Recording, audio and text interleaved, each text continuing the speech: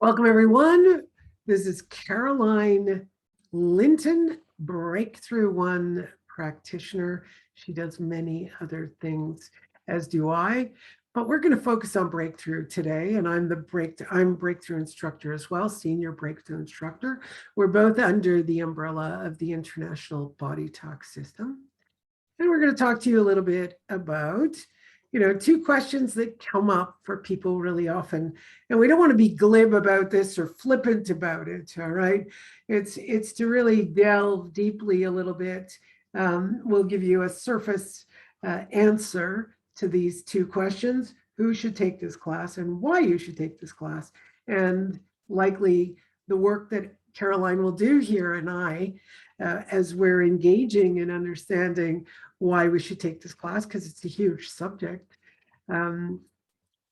Maybe you're going to reap some benefits, enjoy it, and come and take our classes. Caroline's is at the end of October. Mine's November 11th. It's a 4-day class. We do 4 hours a day. I'm starting at 9 a.m. Eastern. And your time is going to be what time, Caroline? I start at 9 a.m. but South African time. So that's a good time zone for Europe, Hong Kong, Australia, New Zealand. That'll be their night time. So it's a little bit different to your time zone, which makes it quite nice for people in different time zones to be able to come to the classes. To catch the class, whether it's New York time zone or Johannesburg, South African time zone. So you can look that up on the International bodytalksystem.com. You just scroll down in the courses menu and look for Breakthrough One online. You click on that and you will find Caroline and my list of courses. There are not that many there at the moment. We're going to start to plug in 2022, but for the moment, for the end of 2021. So our first question that you might have a more detailed answer to is, who should take this class? My answer is everyone. Well, that's my answer too. Everybody. Yeah. So we get kind of limited to, kids don't necessarily come to this class. It might be a little, involved for a child's mind. Though I have had 16-year-olds, so I like that age group can come in to the class and they benefit enormously. They really understand the work that we do in Breakthrough. So why do we say everyone, though? One of my understandings for myself and everyone I work with and looking around at the world, it's because we get triggered. We are catalyzed into our overreactions. So I'm going to give a story. Many years ago, I did a talk on breakthrough. And in our breakthrough talk, we worked through defenses and we worked through, how we go into conflict, our emotions, work on the dynamics of defensiveness. We look at, triggers and catalysts. And we end up having all of this when it's in person. Now we're doing it on Zoom, but all over the walls, and you get to see how the mind works. And everyone comes up with the lists, right? So everyone really relates to it. And even if you have one you don't relate to, it doesn't really matter, right? I don't know about you, but it doesn't really matter because you can just see the whole thing looks like our mind, right? So this one gal, she started kind of getting a little agitated with me and said, no. I don't overreact. I don't have an overreaction. She got stronger and stronger and just more and more forceful. And I thought in my mind, I think she's overreacting now. I've triggered her. And I did, actually. She was a friend of my sister's and she went out and was talking to my sister and just thinking it was really silly what I was doing and that she doesn't have this and not everyone has this and she doesn't have it. And I had even mentioned to her, well, if you're not triggered, that's fine. You don't need to take this class. You actually don't even need to, if you don't want to listen to the rest of it, I don't mind if you walk out. But she didn't leave and she was still frustrated and her body posture went into this mode. And what was really fascinating about this gal is many, many years later, it was only the girl, it wasn't her husband. Many years later, I hear through my sister that She got triggered, and her husband, who doesn't know me, said, "This is what that lady Terryann was talking about. This is a trigger." And it's like all of the dominoes just knocked over, like, or preferably Jenga blocks, or just this total synthesis occurred. And she realized, oh, I get everything she was talking about now. And this is years later. And then I hear it through the grapevine that she had this happen to her. So we can think it's not for us. So I don't want to impose that. I mean, if somebody is enlightened or fully self-realized, maybe this isn't for you. Nothing triggers you. You're totally, in the middle road of duality and polarity, and your mind doesn't draw you. As we like to say, Caroline, is that we're under the spell of the mind, and we're breaking that spell. So what way do you see this for everyone? And maybe not? Well, I speak from really my own experience that struggling with myself, struggling with my own emotions, and struggling with my own experiences throughout my life. When I found breakthrough, it was, gosh, here's something that can help me see what I can't see in myself. So what do you mean you struggle? What is that about, the struggle? I think the struggle for me is the overreactions, when I get defensive and I'm absolutely triggered. I can't think straight. And I know it feels completely different to, I would say, that's not who I am. That's not me. I don't act like that. But there I am having an overreaction. I feel like I've become. It's just to be devil's advocate for a moment. Yes. So when you're struggling with your overreaction and you can't think straight, I'm extrapolating. I'm not going to be, yes, just thinking of what's catalyzing my questioning, and hopefully yes. it engages with everyone else. That the moment I'm overreacting and I have to get maybe my thinking straight or get my emotions straight, that's the problem. Yes. Okay. I just wanted to clarify, because I think that, because this is for human beings, this work is for us as humans. We don't really know how we function, right? Like we see our emotions moving. If it's all pleasant, we're happy. Happy, yes. Right? And then the moment we feel angry, we think I am angry. When it's not true, we know that's not true. You can just sit and go, well, no, the anger is a natural function to the body mind. We need anger to get us moving. It's completely natural. Yet we identify and think, I am angry. No, it's an experience that we're having. So hopefully most of you human beings relate that we're going to have all these different ways of experiencing our emotions. We feel, our senses go out and pick up the world. All of that's just natural, isn't it? Yeah.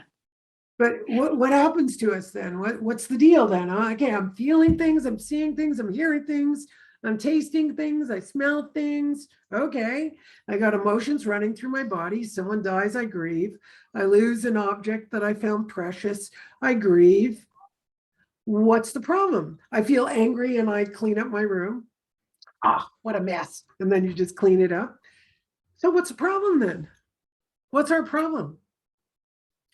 I don't know. I can't answer that question for you, other than saying that I start having thoughts about what I'm doing is wrong. Yeah. That I need to change it somehow, that what I'm doing needs to change. Yeah. Exactly. So it's really the interjection of the thoughts. But we take it one step further in breakthrough. Yeah.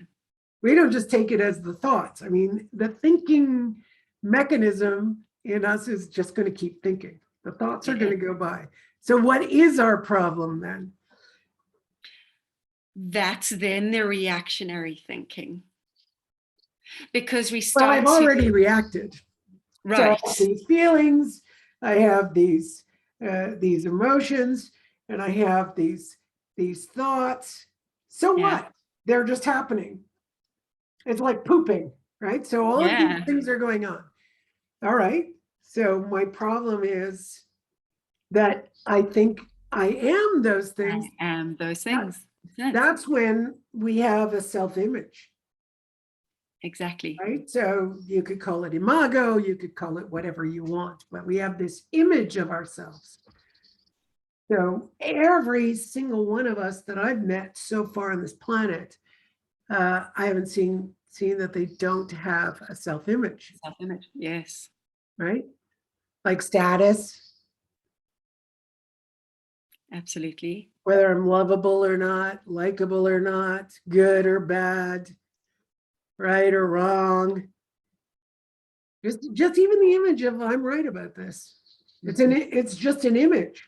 If right and wrong dissipate, much like Shakespeare, right? Yes. There's no right or wrong, but thinking it makes it so. I would just be feeling. I would Yes. just be having emotions. Thoughts would be traveling along. Now, I'm not saying I'm accurate about this, but to me, the more I come back into awareness, well, I'm aware of my thoughts, or maybe I should say, I'm aware of the thoughts, Yes. I'm aware of the feelings, I'm Yes. aware of the emotions. And there's no disruption with thinking I am those things. Yes. So then that might be, I don't know if this is correct or not, but people talk there about. You go, right? So right away, I don't know if it's correct or not. Yeah. We do it all the time, right? All the time. So we talk about looking for peace or wanting to find peace. And what you were just describing of feeling and experiencing without that self-image might be what I would have called peaceful at one point. Yeah, I can't. Yeah, okay, but yes, at one point you added that. Yes, yeah, because right. it's not. It's Yes. not. I can sit with the experience of my feelings. You added the word experience. I left that word out. It's just like, no, you can add it though, right? I'm experiencing feeling. I can feel the cool air. Yes. I can feel my body in the chair. I can feel my lungs breathing. I don't see any thoughts right now, but I'm sure they're traveling around somewhere. There's none there right now. Okay. Right. So it feels quite nice right now, but I know because I have spinal issues, when I get up, I can still continue this awareness and I'll go, ow, ow, ow, ow. I love what you call that when I sit in awareness. Sit in awareness. We don't do that, right? That's at all, because we're so preoccupied. There's such a preoccupation. Is it? Is it a preoccupation? With the mind? With the thoughts? I don't think so. I don't think it's a preoccupation. It appears to be a preoccupation. If I'm looking from the outside, I could say, okay, you're preoccupied with your mind. Yes. But that would tell me that I could control whether I'm preoccupied or not. I don't think so.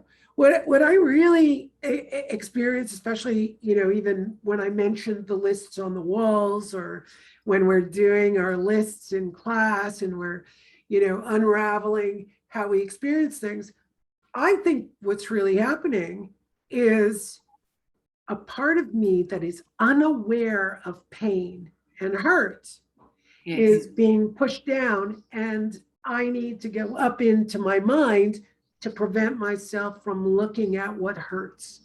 Yeah. Because we think it's going to be terrible, right? How often have you heard when we say, who should take this class? Well, everyone, as long as you're human, this work is for you. Yeah. I'm too frightened. And I say, well, why? I think I'm going to find out something terrible about myself. And it's totally the opposite. You're going to find a little cut, even though this is a metaphor. Sorry, I'm using metaphor, but your little cut, and you're going to come to class. That cut will come to light, and you will be okay. That cut is not something terrible about you. That cut is where you were hurt and have not looked at it. You go Yeah. into, no, I'm not cut. No, I'm not hurt. No. I've even heard people tell me, um, oh, when I come to a class like breakthrough, or they lump it in with all these self-help classes. Yes. Very different from self-help. That you're going to go back to my parents and tell me my parents were bad. It's like, no, no, no. Sure, we can bring down through our ancestors, and we learn things from our parents or primary caregivers that isn't working for this, but they were also protecting their own hurt. No. Exactly. So rather than talking about it as a preoccupation with thoughts, it's really an avoidance of your own hurt or tending your pain. Yeah. Yeah, I'd say we're definitely avoiding, especially when I hear, Yeah. the litany of excuses as to why I won't take this class tells Yeah. me how much the person is avoiding the pain. I don't do anything about that, and I don't really care. You have a litany of reasons why you won't take the class. That's fine. Don't take it. That's it. That's all. But if you want to tend to things that have hurt you, that you believe you are or you aren't, that is what has been hurting you. It's not something bad about yourself. What is bad is that right now you're hurting, and we can go, pluck out this plum, bring it to the light, and well, what's our experience? What are you going to get out of this class is the next question. So maybe we need to segue there. So what's your experience of what you get out of, well, for us, not only did we take this class many times, did we receive, there's actually a steps process within Breakthrough. So we call it the Breakthrough Steps process. And you go through these steps and come out the other end. Why would we do so many that we've done? The third thing we did, we decided to become instructors. That's how much we realized this was absolutely essential. So I've said many times, if I found another system that worked better than this one, I would go. But this system is a self-evolving one. Yes. So even if I keep going out there to look for another one, this one keeps evolving. It's not the same as it was in 2005. It's not the same as it was in 2010. We're still doing the same thing, which is self-inquiry and finding the imago or self-image. For sure, we're doing that, but it's always being refined, right? Yes. So what was your experience? Sorry, I get excited. Oh, that's fine. Well, my very first experience, if I really think back at that, was I had such immense relief. I think that's what kept bringing me back, that I had a sense of relief about what I didn't understand was going on in me, but there was a relief. So I'd keep coming back and keep coming back, right? And for me, it was the thing I hated most was my victimology. Whether it was resignation, whether it was mom just said something to me and I'm triggered and now I'm her victim. And, I'd look at it and go, oh my God, she just says something and I'm like a puppet and I go off. What is that? What is going on in me? So the moment I was able to see the image that I was trying to hide and adhere to. So those two things were happening, right? I wanted to hide it, right? But I didn't do that consciously. None of us do. This happens when we're kids. And then there's an image I want to uphold, like I'm mommy's good daughter. I always am there for her. But even though I'm there for her and I'm mommy's good daughter, I'm yelling at her right now. And if I'm not yelling, I'm getting forceful and I'm pushing her and I don't like it. Oh, but I must do it because I love her. But I love her, but I'm doing it in such a terrible way and I absolutely can't stop. So what happens for me, Sure, there's relief, but what I felt is I'm now in my own power. I'm empowered. Yes. Now I am the leader of my own life. Of my own. That's I'm right. no longer puppeted by every little person who says something and I'm triggered. And then you go, if they would just stop saying that, then I'd be okay. What? Yeah. They're making me feel. Come on. That language, for anyone who's listening properly, you make me feel. Immediately when you use that language, you're a victim. You're Yes. resigned to being a victim. Yes. I don't know if that was my first experience. I want to have autonomy in my life. I want to make my own choices. And guilt is a huge part of this, right? Those of you who know existential guilt, you know it permeates everything. So, we get a existential guilt that arises, and then you have all the other guilt with excuses and justifications. I won't do this because I have the kids at home, so I feel guilty. I won't do that because I feel guilty. And then we just sit resigned even to our guilt. I mean, don't you want to feel empowered? Don't you want to wake up and go, I have my own choice? Okay, yes, existential guilt is everywhere by definition. But don't you want to wake up and go, all right, I feel afraid. I'm a bit of a coward to do anything about it. But you know what? I'm going to step over that guilt and step into my own autonomy. That's right. And taking responsibility for your own life, leading your own life. Over the years, I keep talking about the first time, but over the years, I could see myself stepping into my responsibility, leading my life more and more, and making my own choices, just as you say. And it's an incredible experience. So how has it impacted your life now? What have you noticed that is empowering you in your life? Well, everything is empowered. How my husband and I relate to one another. In that I am married and have a husband. I mean, I never even believed that someone could love me so that I could be married. That was a huge internal conflict for me.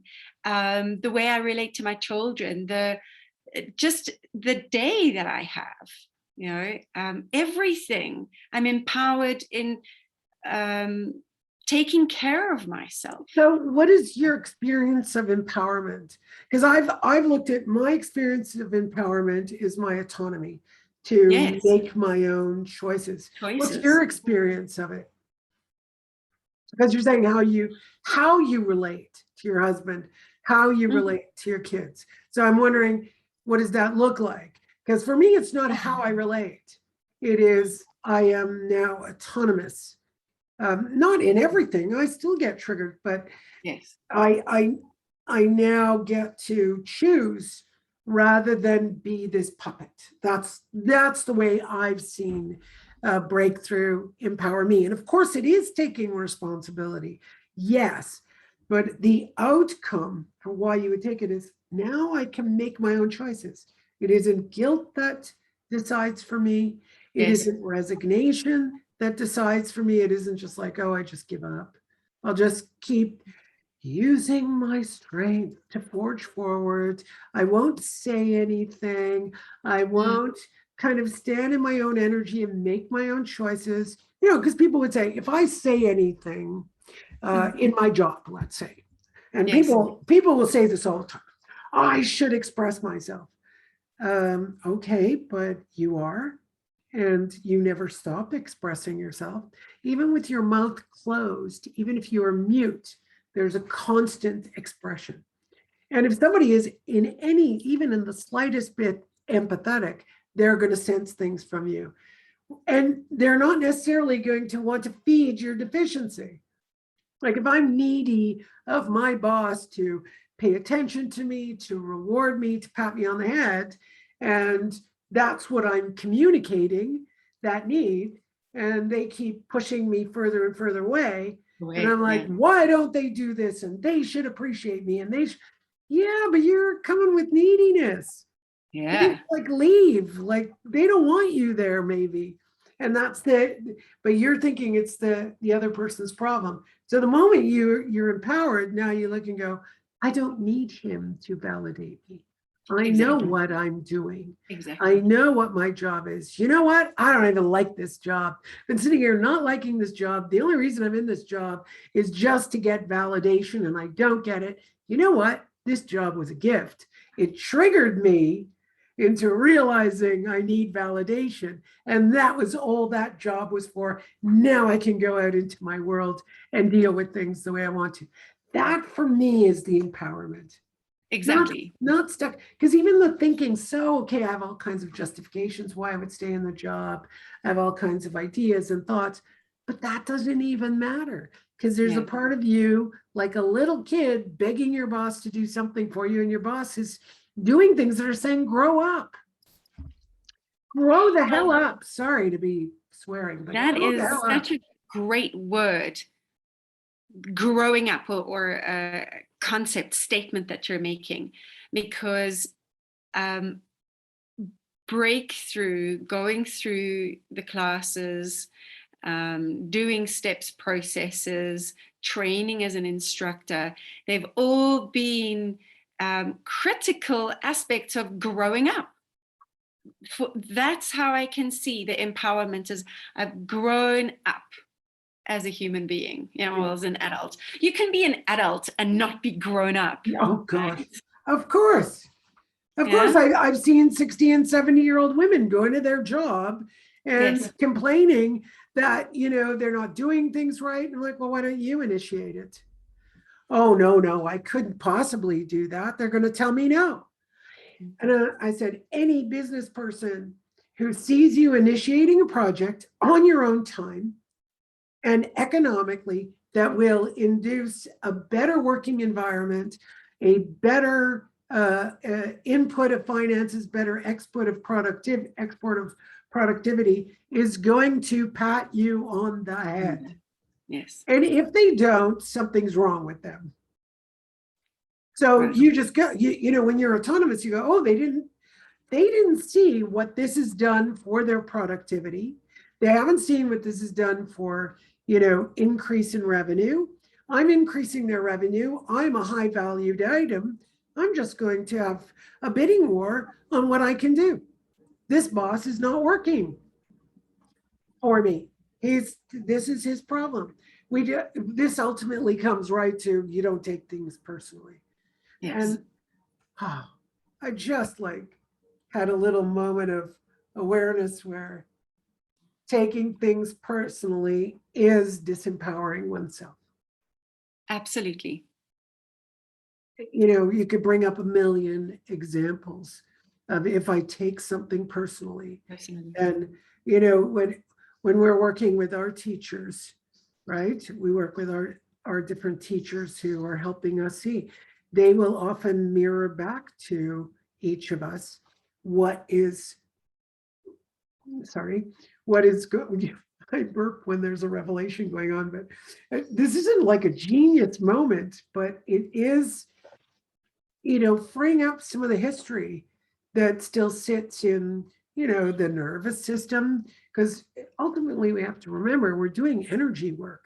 The words are vibrations, and it's not like we're actually going to go in and pull out the wound and look at it and say, okay, let's put some, alcohol on it and bandage it. No, it's an energetic releasing of what we've lived with for so long. And we've done that because when we were kids, we were dealing with people who had their own wounds, and they were protecting their own wounds and teaching us how to protect ours. So we go off and do the same thing. It takes a lot of courage to grow up and not do what our parents did. Yes. It takes a lot of courage. We feel guilty. It's almost like a betrayal. If I decide marriage is really bad and I never want to get married, and I'm going to stand up for my mother who said marriage, getting married. This is such a bizarre story that I could go into details, but my mother said, don't get married. Now, my mother said to me, I've never told you never get married. I'm like, no, you're right. You never actually said those words to me. But all of the indicators of what a marriage was like told me I made my own conclusion. I accept responsibility for my own conclusion that all of the details in your marriage were exactly why you didn't need to get married. So breakthrough, like you, has, unraveled so much for me that I'm not married with a ring, but for all intents and purposes in my particular locale in the world, the minute you live together for a period of a couple of years, you're considered common law. So we're basically married, and it's almost a decade now, and it just seems like who I was and what I thought is absolutely ridiculous.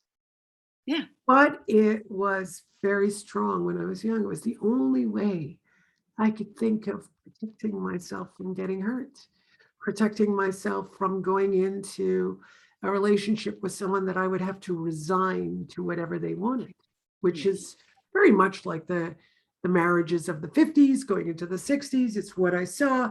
So I thought that's what we had to do. You had to resign. So not only did I think I'd have to resign to a marriage being like that, but then I resigned to my only option is not get married. What a lack of creativity, right? What a lack of ability to be dynamic. But the wounds do that. They can make us so narrow-sighted. Well, if it's not going to work because this is the way all marriages are, then the only option is to resign to the other option. So that again is where, I'm sure you relate to it, where you come out from your own choices, your own autonomy, your own responsibility. You fall on your face, you make a mess, you pick up the pieces, right? We tell children, don't spill the milk, don't do this, right? You hear this so often, don't do this, don't do that, don't do, instead, just go do it. If you make a mess, we'll clean it up. We'll clean it up. Just clean it up. Like, it's not a big deal. So you spilt the milk. All right, big deal. Yeah. And that imagery you brought of that narrow vision, that's exactly like I felt like I was viewing the world through this kind of tunnel vision, and this is the only way that it can go. Right? Is that how you felt when that was happening? Is that what was your experience then, or is it only when you look back? Only when I look back, because. But what was it like when you were in it? What was it like when you were absolutely in it? Well, I was terrified and triggered and in an overreaction. Like it felt like I couldn't do anything else than that. It was the only way.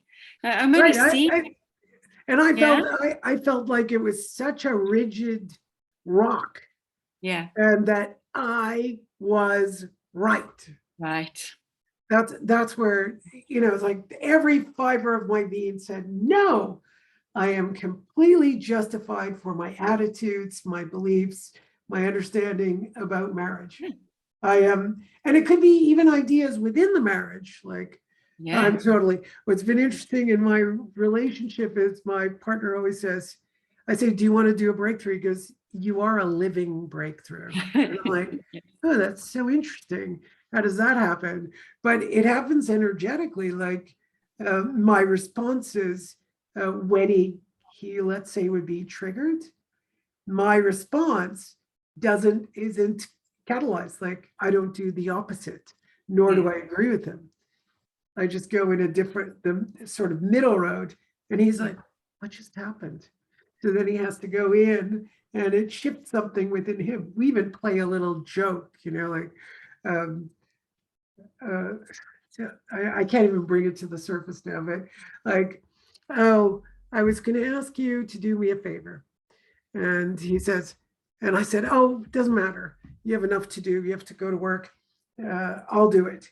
And he says, you don't want me to do things for you? And you reject my caring and I go, yes, dear, I absolutely reject you doing something for me because that makes me feel really dependent. And he goes, now you're making me feel guilty. And I'm like, oh, now you're making me feel guilty. And he says, oh, well, that's even making me feel more guilty. I'm like, it's making me feel more guilty. And then we laugh and laugh.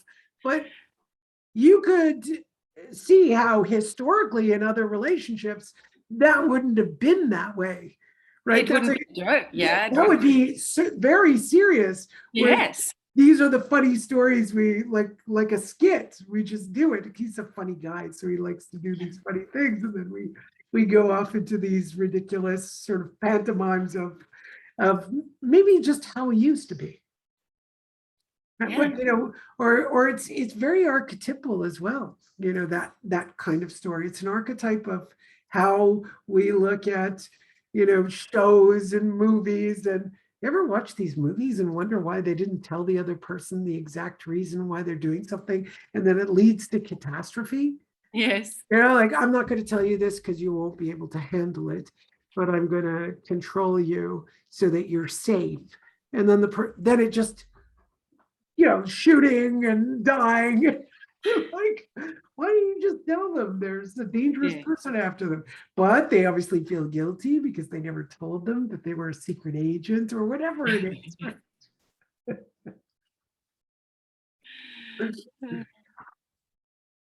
So maybe I need to ask you again. So let's see what you say now. Who should take this class? Maybe we need to be more precise at the moment. Okay, more precise. Maybe, I don't know. Well, anyone who is ready to, or anybody who wants to empower themselves in their own right, in their own lives, and kind of cut through really the lies that we believe that are true about ourselves, the stories about ourselves that we believe are true. So to empower yourself, if you're ready to empower yourself, this class is for you. Okay, let me see if I can answer it. So now that we've talked about all that, who's this class for? I think this is, yes, I'd still say for anyone who wants to empower themselves. So I would say when you're looking at your daily life and all of a sudden you're victimized by politics, you're victimized by your partner, you're victimized because you came into your office and your mouse was moved a quarter of an inch and you told everyone not to touch the mouse, that your dinner isn't on time or not everyone's seated for dinner, or the kid doesn't want to eat what you've put on the table, or your dog is misbehaving, or your friend didn't speak to you the way you wanted your friend to speak to you, or maybe your neighbor isn't doing what you want.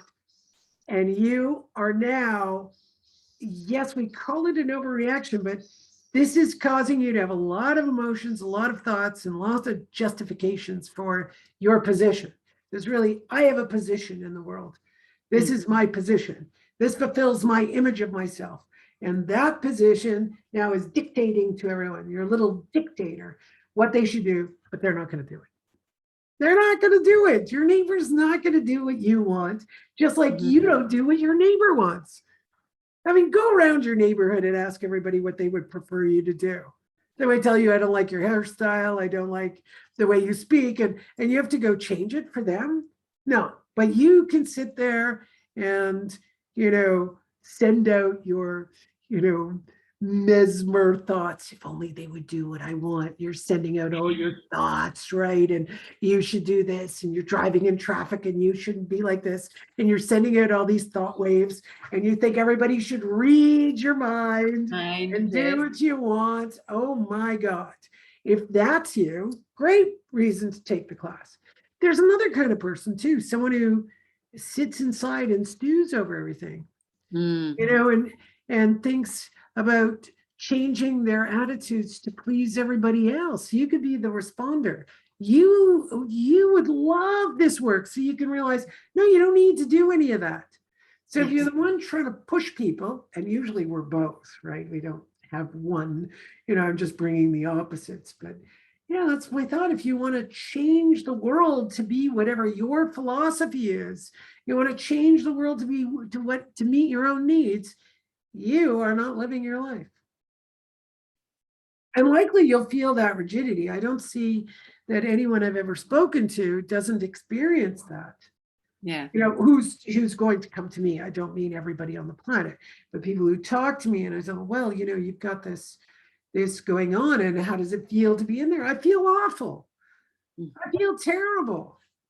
I don't like it. I can't stand trying to figure out the pros and cons, trying to balance all of the good and bad in my head. I can't take it. It's like, Yeah. I'm just going to try and figure all that out instead of have my own power, because all of that is still fulfilling your image of yourself. Your Yeah. image is nothing unless you need it. Meaning, I don't need a self-image. I could walk into an image. Yes. Like we are online and we're talking as instructors, but also as humans who've had this experience, not teaching you anything. We're sharing exactly what's happened to us, just bringing it to, to life, because this is about being a human being and the things that trouble us. We're going to be able to exercise, aspects of ourselves that we've never exercised before. Like, most people think they know how to use the intellect, and they don't. They don't. And I say they, but I'm going to include myself in there. Myself. This is a job and a half to learn how to use the intellect. Wow. I don't know about you, Caroline, but wow. Using the intellect better and better,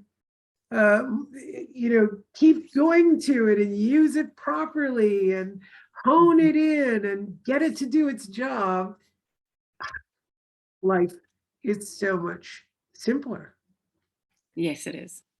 We just go, what I'm thinking. That expression, people say a bunch of stuff and go, it's like, no, I don't know. This is your stuff. I have one that it takes me aback, obviously I just, obviously it's not obvious whatever you were talking about right then. It's not obvious. You've got to explain it to me. It's like, well, obviously I didn't go that way. Like, why is it? It's not obvious to me, and I get that a lot. Maybe it's a South Africanism, something that we say in South Africa. I think you could probably, put it on a synonymous spectrum, right?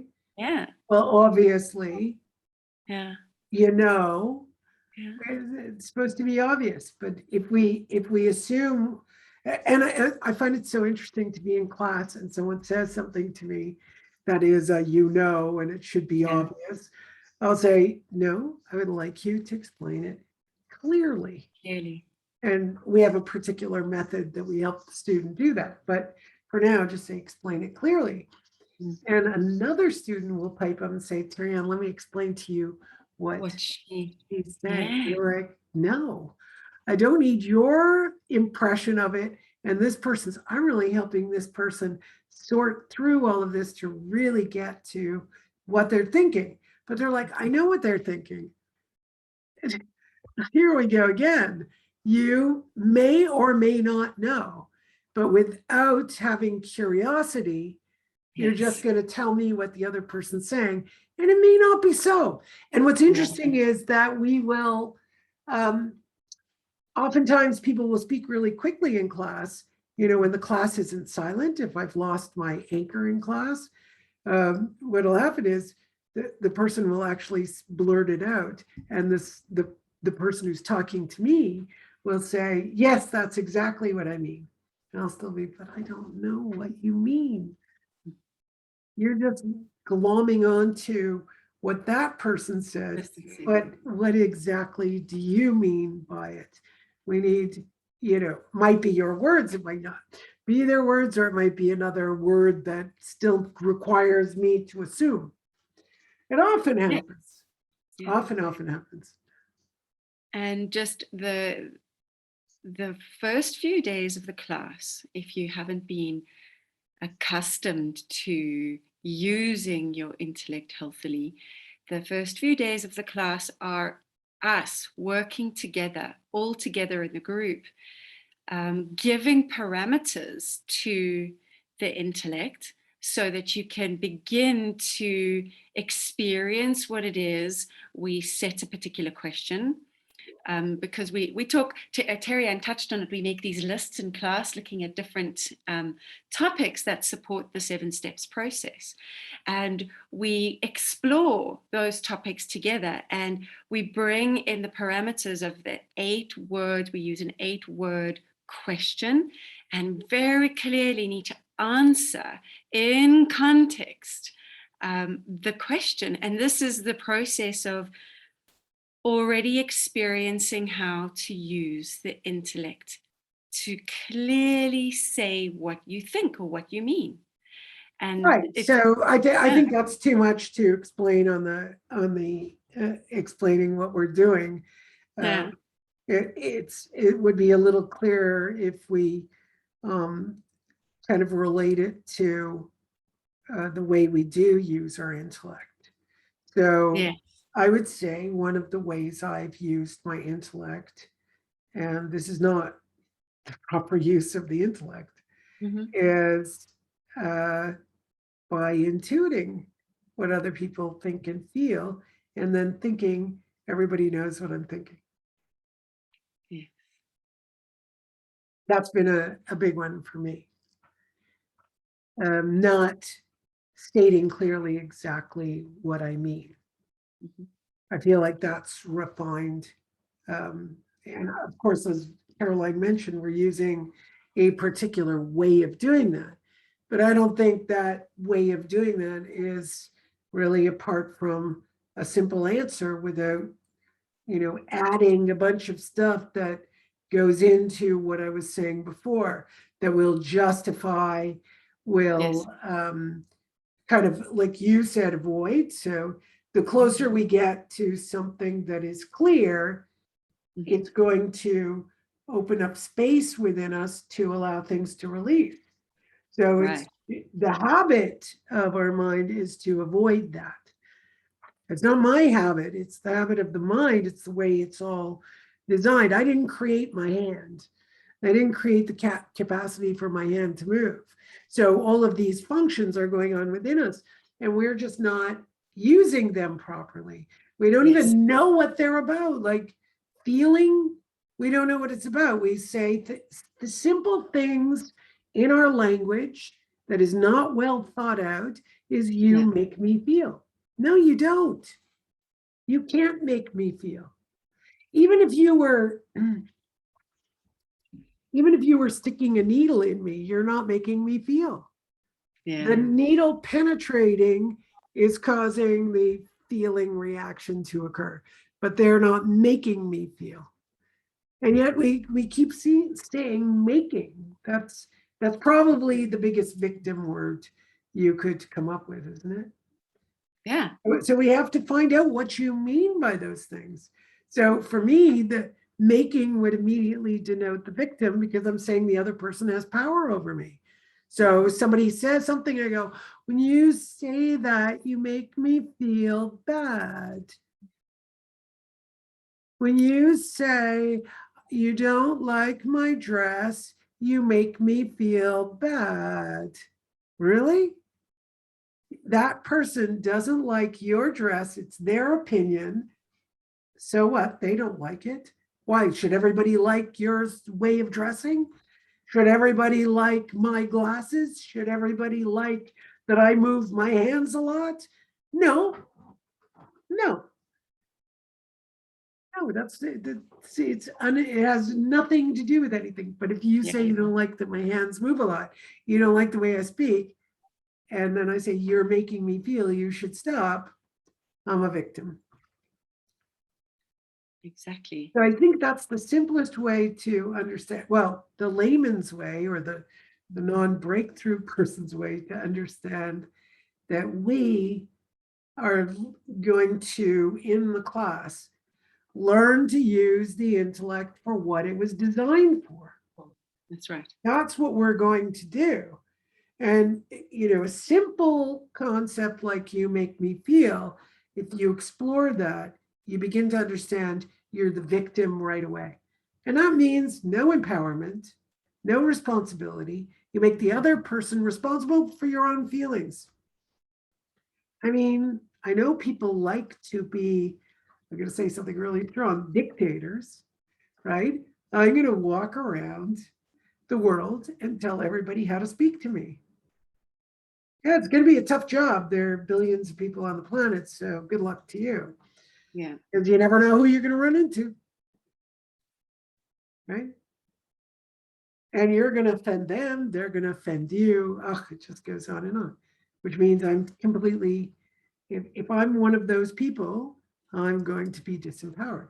And you could find some topic. What's your topic that anyone in the world could trigger? Mine Oh, used to be fat. oh, yes. Mine used to be fat. Mm. Now somebody could say you're fat, and it's like, yep. Mine used to be, oh, you don't care.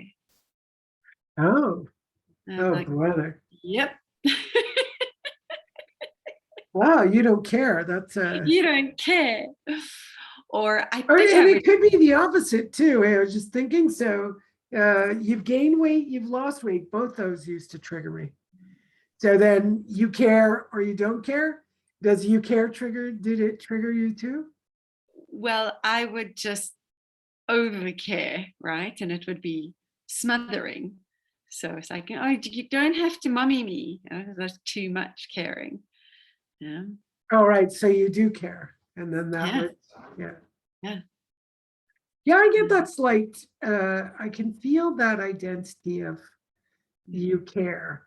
And I know it still pulls at me. If somebody says, thank you for being so caring, I just get that little kind of feeling. And I'm like, I still have a few attachments there. You know, it might not be caring as the identity, but there could be, you know, maybe too uncaring. Maybe it's partly guilt. Who knows? Yeah. Because it really is difficult to live up to caring all the time. Oof. Can't do it. Exhausting. It is. Burn yourself out. And suffocating. Yeah. Right? Because if I have the identity that I have to be caring and I'm going to feel guilty to be uncaring, whoosh, that guilt is going to take over and you know, run my life. Right. Well, I hope we've covered this topic, so we welcome you to join in. I've got self-inquiry going weekly. These groups are free. You can contact me at urbanretreat@gmail.com. I'm going to put a link in the description. Caroline's going to make a separate link on her YouTube, so she'll put her links in the description for her groups or her free talks. We have a lot of free talks that go on. I do need GDPR acceptance. Really simple. You can just write me and I'll send you the form. You just read it and click agree, and then you can be added to the list for my Tuesday at 1 p.m. Eastern Standard Time. And Caroline will add in her description what she's doing.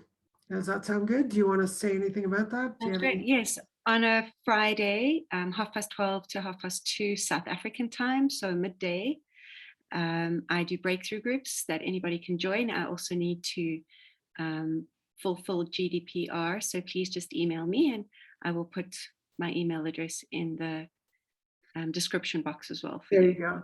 So you have lots of opportunity to take this work and you know, be a part of it. And if you want to take the class, be great to have you on. I think you'll really love it if you're interested in being empowered, taking responsibility, making your own choices. I think those are the conclusions we came to. Release. Caroline mentioned. Yes, release. Release, which really happens often too. It's like the whole central nervous system that's been holding on to our stuff just energetically begins to release. And it also, what I found interesting, I don't know about you, but as we release more and more, the brain functions better. Better, yes. Like I'm 107, you know, is my brain working? No, I'm just kidding. Okay, I have to put a mom joke in there. Okay, really hokey joke. All right. I'm getting older, so I get to make hokey jokes. All right, Caroline, thank you so much Thank for you, joining Terryann. me and doing this, So much fun. Thank doing this you. work together. We'll do more together. All right. Yes. Thank you, everyone. Thank Bye. you. Bye.